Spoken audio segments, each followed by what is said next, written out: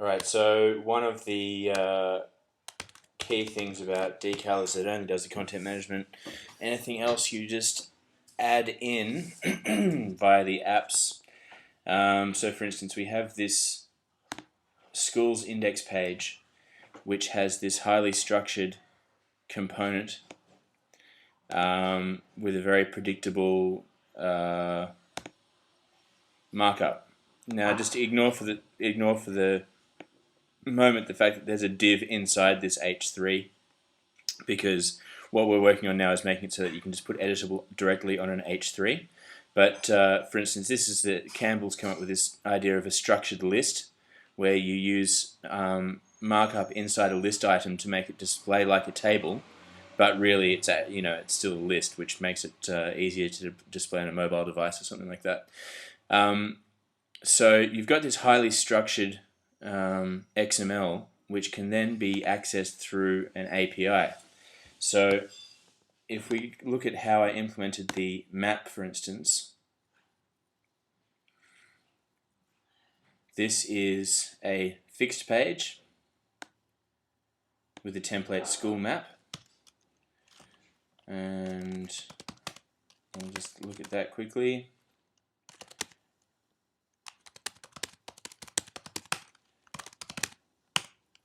So you can see here I've got a template file called school map. Here's a bunch of JavaScript which builds all the pins, and there's a convenient proxy request that allows you to do a cross-site JavaScript request. This is the this is going to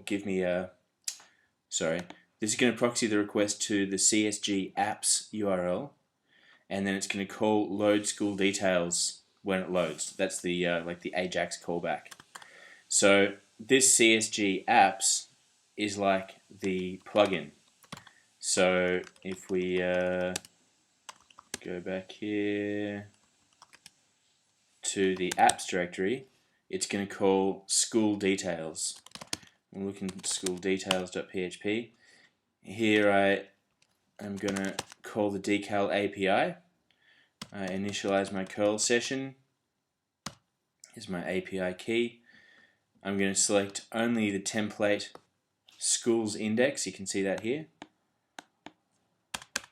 So this schools index, I want to get the area, only the area schools detail, and I want to get the component schools detail list. And when I get that back, when I make that request, I'm going to get back some XML, and that's that highly structured list XML that I can then work with using XPath or whatever.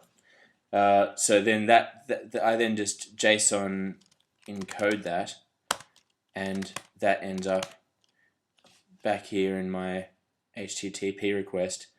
Then I just loop through and add the overlay and do whatever I need to do in order to create these maps. So create these pins.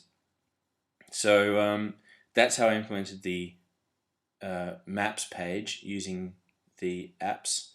The other place I used apps was on each school's page.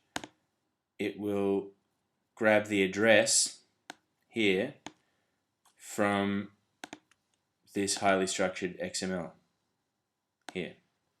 So if we look at the way that happens, this is a little bit different, because whereas the maps page comes from JavaScript and goes via the Decal.js proxy, this one's just using the Decal app widget. So if we look in the school detail, look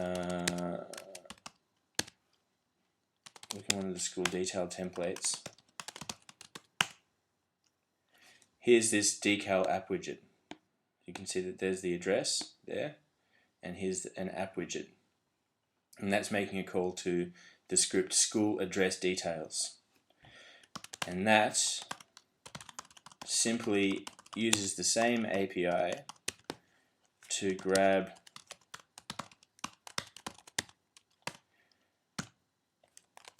Here we go, API, and that's just going to grab that same XML but then extract the address from it. So here I initialize the curl thing.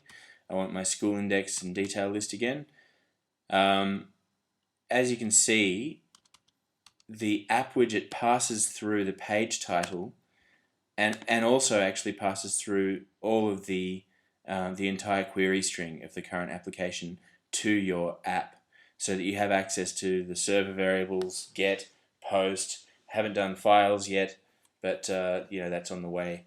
I didn't actually need it immediately, so I didn't do it yet.